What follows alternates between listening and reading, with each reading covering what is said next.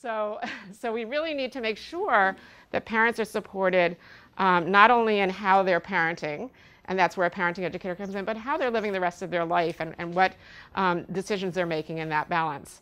So another one of the things that's really important in supporting parents is making sure that they're taking care of themselves. And that's usually one of the first things that goes out the window.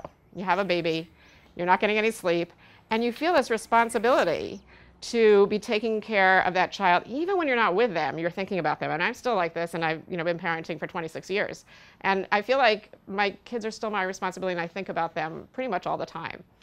But one of the things that parents say to me is that they feel guilty when they're not with their child or taking care of their child, or if they're doing something else, either professionally or taking care of themselves or doing something socially without their child. And so I tell them two things. One is that when you take care of yourself, your health, and that includes your mental health and your emotional health, that you're much better able to take care of your child. You're better able to be present with them, and you're better because you feel emotionally better. We know from a lot of research that's been done that parents who are suffering either from depression, just being unhappy, being stressed, or who have had trauma in their life, have trouble bonding with their child.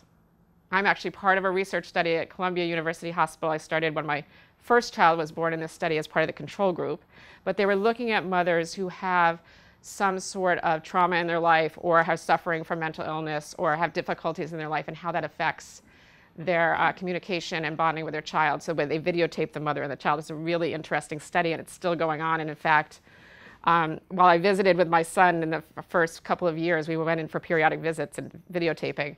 They called us back now that he's an adult, and they have us doing this follow-up visit where we're talking to each other and communicating.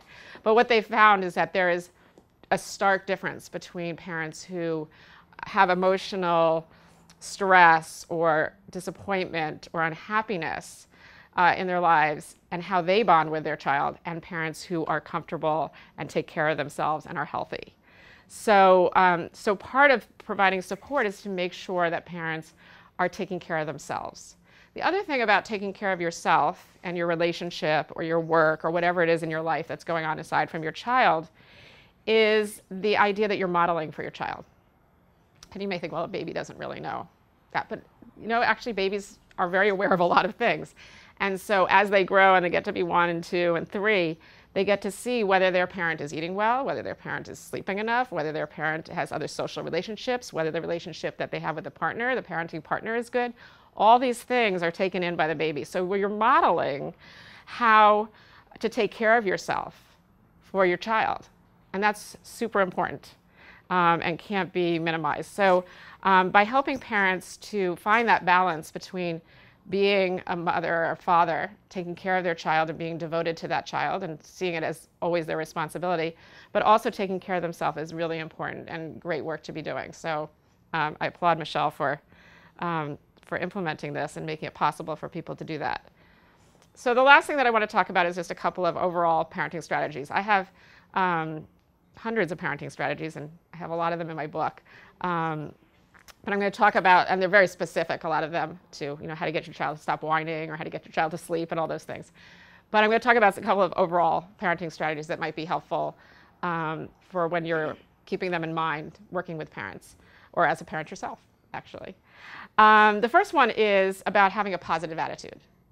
So that's the very first chapter in my book. And I think it's sort of become very in fashion, very sort of cool to say, oh, all teenagers are, don't talk to their parents, or are difficult, or are like aliens, or to say, all 2-year-olds have tantrums, or siblings never get along. And actually, when we have those kind of predicting statements of saying that things are going to be bad, that's actually what's going to happen. It's like you're foretelling your future. And so I really caution parents about having those kind of, or listening to those kind of things, because you hear people say things like that all the time. Boys will be boys. There's a statement right there. Boys will be boys. There's nothing you can do about it. They're just going to go around and hit people. They're just rough and tumble, and there's nothing you can do about it. And I really try to impress on parents the importance of not letting those kind of negative statements or ideas seep into their own idea about parenting. So to have expectations that, you know what, I want my children to get along with each other, and they can. And I'm going to teach them how to do that. Or, yes, 2-year-olds can tend to get into tantrums and want to have what they want, but I'm going to figure out why that is, and I'm going to work to teach my child to have self-control and to learn to settle themselves down when they're having a tantrum. That's something you can actually teach a child to do. That teenagers can be delightful, actually, and can communicate with their parents and like to have their parents around and be lovely human beings. I raised 4 teenagers, and I can tell you it's possible. So having that idea that we take those negative thoughts and we kind of put them aside a little bit and turn them into positives that we want to have is something that's really helpful in working with parents and being a parent yourself. Secondly, I want to go back to one of the things I said about taking care of yourself. This is another parenting strategy that is always the case, whether you're parenting a newborn or you're parenting an adult, which you may have to do. And that is modeling behavior as a parent. The way that people learn about things more than anything else about what you say to them or putting them in school is they learn from what you do.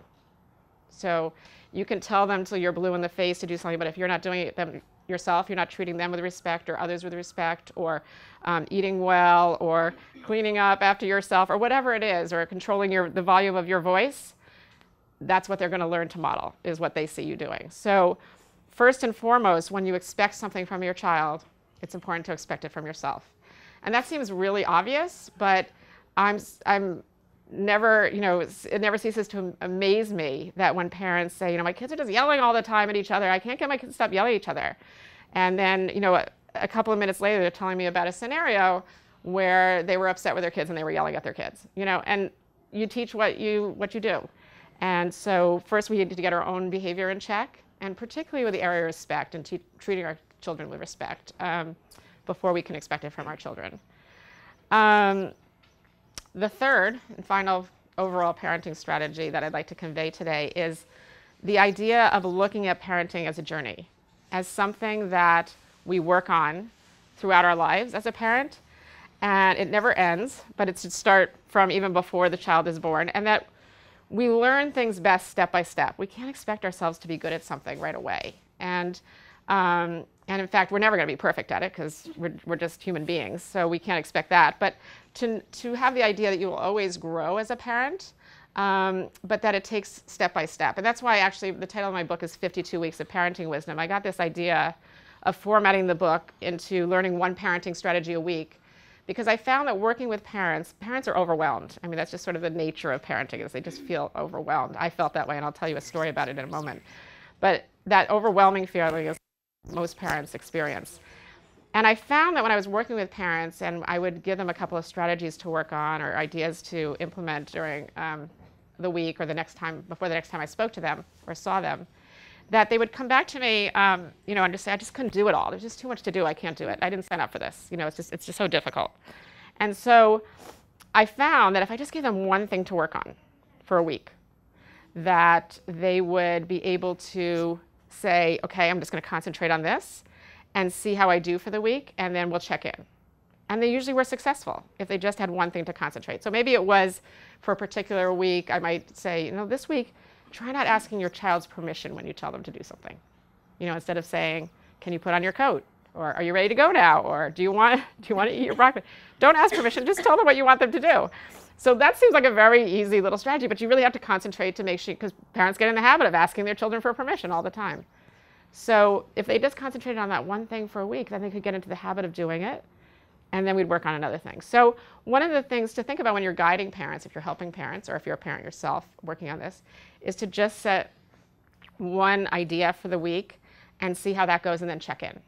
So it could be, for example, if you're working with a parent to support them, and let's say a parent feels really isolated, and they're feeling like they're lonely during the day. They have a baby who doesn't talk back to them. They're talking to their baby, I hope, because you should talk to your babies. But if they're talking to their baby, but they get no interrelationship in terms of any speech back, and they feel like they go through a day and they haven't talked to anybody.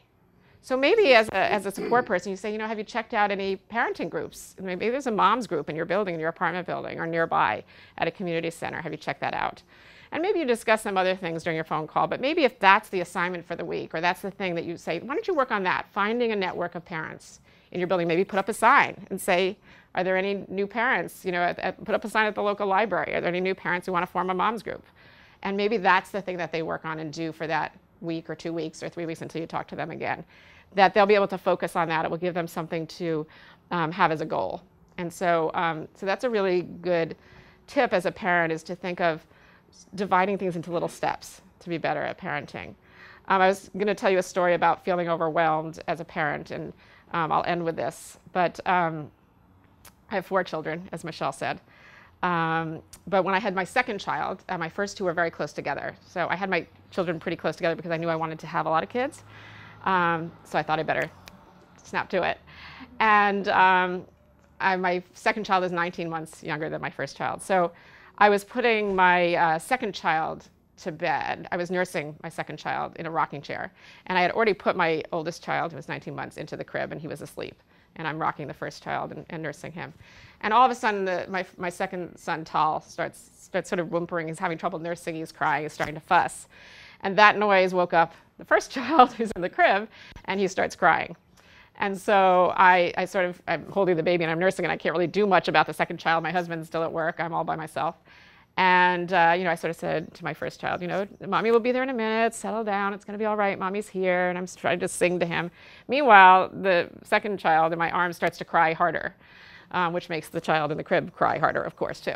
And then soon the child who's no longer nursing, the baby who's no longer nursing, starts to scream, you know, and then, of course, the child in the crib starts to scream. And that led to me to start to cry. So pretty soon everybody in the room is crying, including me. And tears are pouring down my cheeks. And I'm thinking, what have I done? I was doing pretty well with one kid. It was kind of out of control, but pretty well. But I had the second one, and now it's totally, I'm gone, you know. And you know, there's that moment of feeling totally overwhelmed. But what I had decided from the outset was that I was going to parent intentionally, that I was going to really work on my parenting and get better at it, and be patient with myself, and to do the best I could to be informed, to read about parenting, to go to workshops, to seek help, to seek support, not to be a martyr. And that really paid off in the end. And I, little by little, got control of the situation, and I learned more. And the more I learned, the more I felt that I was doing a really good job at parenting. But parents really need our help, because even with all the support that I had, even with having good parents as models, myself having the resources that I needed in a traumatic or stressful situation, parenting is difficult. It is a very hard job. So you can imagine for parents who don't have the resources, who are struggling in many ways, how difficult it can be. So providing that support is key, and I really applaud you for wanting to help and to be here today.